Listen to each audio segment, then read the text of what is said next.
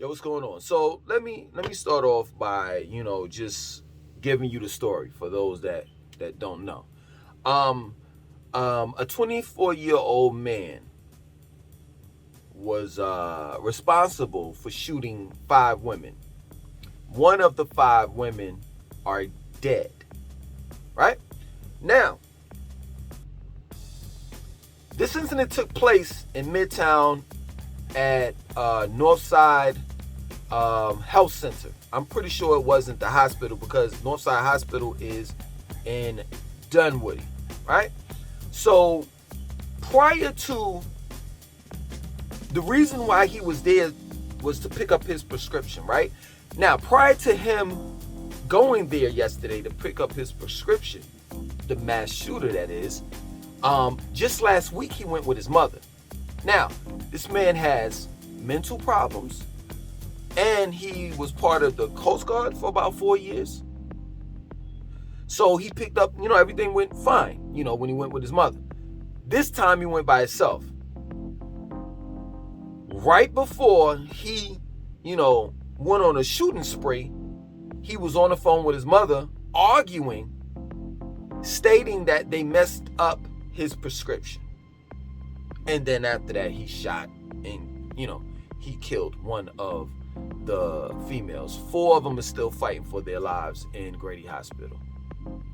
So yeah, man, that's basically what it is. And I'm not trying to make any excuses for that young man. You know what I'm saying?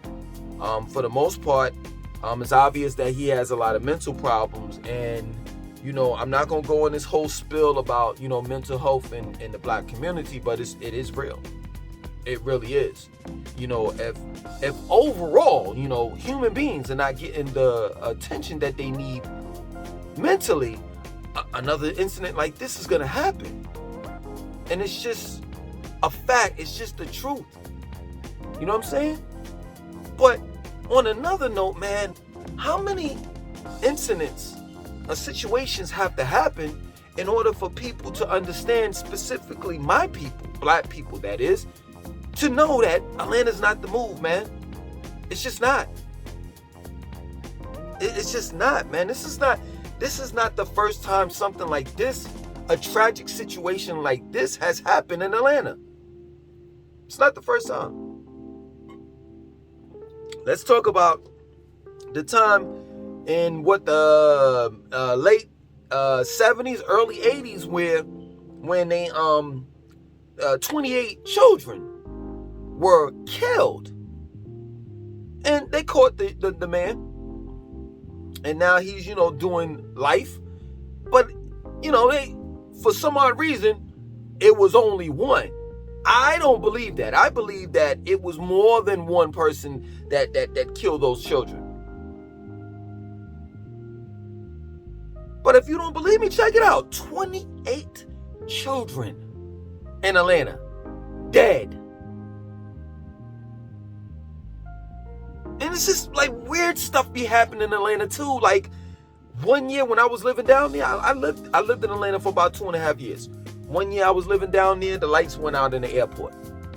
For no reason. There wasn't no thunderstorm, wasn't lightning, or any of that. Just the lights just went out just for a whole day. Or what about when they blamed, when that bridge got caught on fire on Highway 85, and they blamed a crackhead for lighting the bridge on fire? It's just little stupid stuff, man. Or what about Lake Lanier? How there's a whole black community underwater. And for some odd reason, every summer, at least 5 to 8 people die in Lake Lanier. Well, that for some odd reason is because it's cursed. Lake Lanier is cursed. Yo, seriously, this is real talk. There's a school underwater. There's a church, a whole houses, a whole community. And they tell you not to, swim in that water, any of that. You can easily get caught up and hemmed up in that water and basically drown to death. Because it's a whole community underwater. Something can get a hold of your foot and hold you till you drown to death. And that yo, seriously, those have been the cases. But that's real talk. A whole black community. And that's Atlanta's drinking water. They use Lake Lanier as their drinking water. Matter of fact, seriously, Lake Lanier is like the thing in the state of Georgia. It's just crazy to me.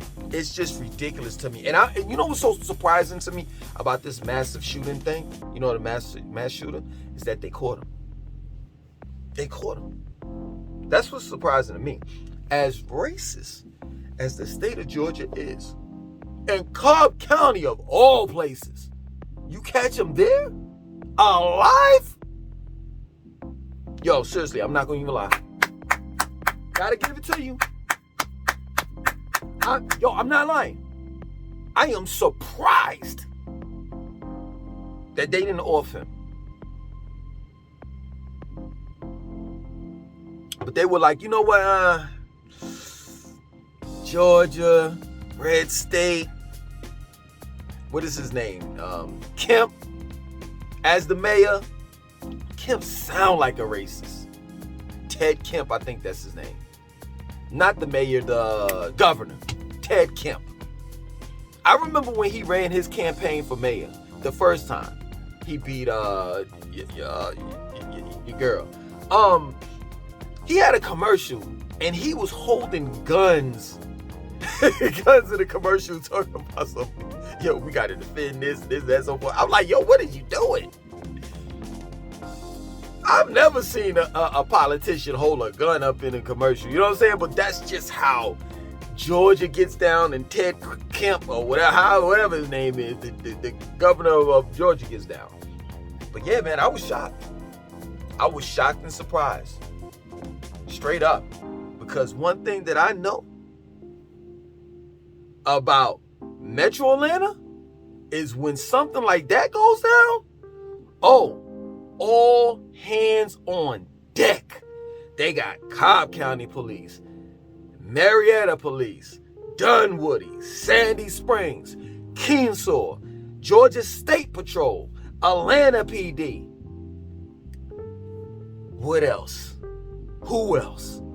I mean, man, it is cop city down there.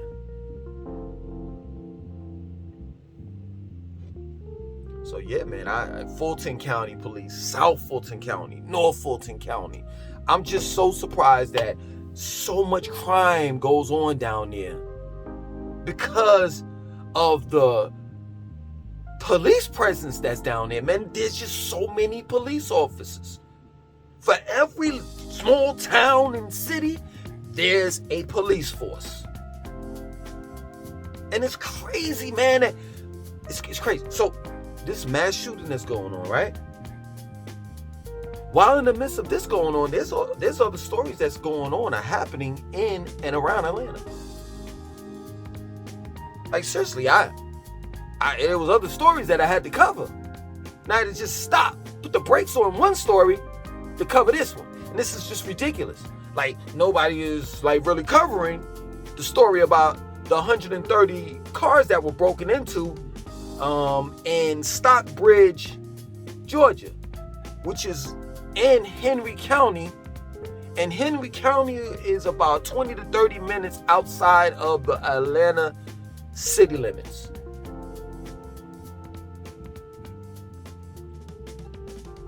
Well, let's talk about the double shooting that took place not too far from Lenox Mall at a apartment complex. So it's like, you know, you would think, oh, this massive shooting is going on. This is what we're going to cover, and this is our main focus. Nah, there are other things that's going on that's happening that's just as important as this mass shooting. 130 cars being broken into and firearms were taken from those cars? So you mean to tell me that there are more guns out there that's untraceable? Because you know as soon as the criminals get them, they scratch the serial numbers off of them. This is crazy. But some of you all, in the comment section of the videos that I do about Atlanta, some of you all will say, man, I'm tired of you doing Atlanta videos. I'm sick and tired of you. You know what I'm saying? You don't even live in Atlanta. So what are you doing Atlanta videos for? Because people are still moving there. That's why. I could go on with this. The HIV cases, yo, Atlanta leads HIV cases in America. If you don't believe me, look it up. Look it up. When I was living down there, I don't know if it's changed or not, or whatever. They took it down or whatever have you. But I know when I was living down there, Grady had ran out of, you know what I'm saying, an area for the AIDS or HIV patients. So they had to like hook up trailer houses to the actual hospital in order to treat the HIV patients. Because that's how many patients there are. It's gotten to the point where it's becoming overwhelming down there. And the CDC is down there as well. It's just, I don't know what to tell you, man. I really don't. I just think that overall black people are just desperate. That's just what I really think. That's just my belief. I think black people are just desperate. And I'll go as far as to say it. I'll put my neck or my head on the chopping block. When I went down there, that's what I was. That's what I was. I continue to say this over and over again, and it just, you know what I'm saying? And American Airlines, well, for some of you all, Spirit flies right over your head. You know what I'm saying? But black people are continually looking for the promised land. And it just so happened that nowadays in America, people think that Atlanta's Wakanda. People think that it's the promised land for blacks, and it's not. I know because I lived there. Every now and then, you know, I'm gonna tell you when you feel good and and it's worth it. You know what I'm saying? Worth living in Atlanta is when you have these, when they have these like celebrations and, you know, festivals and stuff like that. Like take for example the Jazz Festival. Like when you at the Jazz Festival, it's a moment in time where you're like, oh my God, I'm just so glad I'm here. It's black people everywhere, beautiful black women, it's beautiful children, man. You know what I'm saying? It's just a whole vibe. A whole vibe. Food is good.